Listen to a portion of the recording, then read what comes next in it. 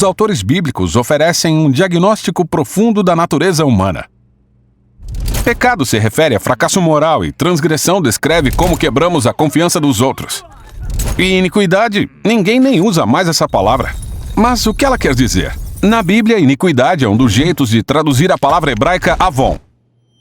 Também é traduzida como maldade, culpa ou pecado. O que avon realmente significa?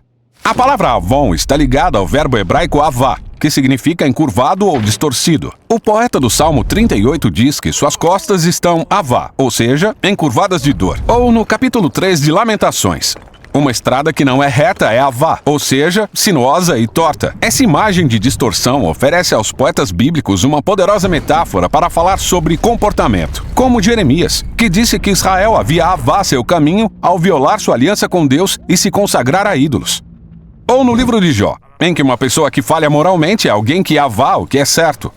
Nesses casos, o que deveria ser equilibrado ou alinhado, como suas escolhas ou consciência, foi distorcido ou desvirtuado. Na Bíblia, Avon fala sobre comportamento desonesto, como nos 10 mandamentos: mentira, assassinato, adultério. No capítulo 59 de Isaías, Avon descreve corrupção entre os líderes de Israel, que ignoravam a injustiça contra os pobres. O profeta sabiamente adapta a metáfora dizendo: temos tanto avon, ou seja, desonestidade, que a retidão nem consegue entrar na nossa cidade. Tudo estava tão distorcido moralmente em Jerusalém que torto era o novo reto. Outra coisa fascinante sobre a palavra avon é que não se refere apenas a comportamento desvirtuado, mas às consequências tortas. Pessoas feridas, relacionamentos rompidos e ciclos de retaliação. Você acha essa ideia na expressão bíblica punir, que no hebraico bíblico é visitar alguém com seu próprio avon. Ou seja, deixar sofrer consequências de escolhas tortas. É isso que o profeta Jeremias diz sobre os babilônios quando destruíam outras nações.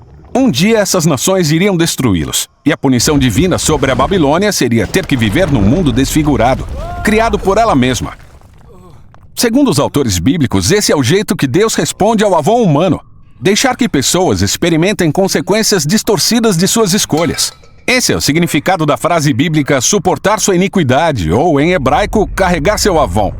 Deus dá às pessoas a dignidade de carregar as consequências de suas más decisões. Mas esse não é o único jeito que Deus responde a avon na Bíblia. Ele também se oferece para carregar o avon de pessoas corruptas como pura generosidade. Na verdade, carregar avon é a frase hebraica mais comum para o perdão de Deus. Como no Salmo 32, no qual o poeta diz: não escondi meu avon, mas o confessei, e tu carregaste o avon do meu pecado. Isso é chocante se parar para pensar. Deus perdoa pessoas assumindo responsabilidade pelo avon delas. Essa ideia chega ao topo no livro de Isaías, em que Deus escolhe uma figura chamada o servo. Ele incorpora o amor misericordioso de Deus, carrega o avon de muitos e permite que o esmague. Esse servo absorve a perversidade da humanidade, deixando que ela o oprima e destrua. Mas esse não é o fim da história. O servo vai sair vivo do outro lado da morte, e assim ele pode oferecer sua vida a outros. Quando você chega ao Novo Testamento, os apóstolos falam dessas ideias usando a palavra grega anomia, que tem significado parecido. O apóstolo Paulo identificou o servo como sendo Jesus. E ele disse: nosso grande Deus e Salvador, Jesus, o Messias, deu a sua vida por nós, para nos redimir de toda a nossa anomia, nosso comportamento distorcido e suas consequências. Então, toda a história bíblica é sobre o desejo de Deus de pegar pessoas desonestas e o mundo distorcido que nós criamos e consertar tudo. Em Jesus, Deus nos convida a nos tornarmos seres humanos completos, pessoas que podem andar em retidão com Deus e com os outros. Essa é a história por trás das palavras bíblicas para a iniquidade.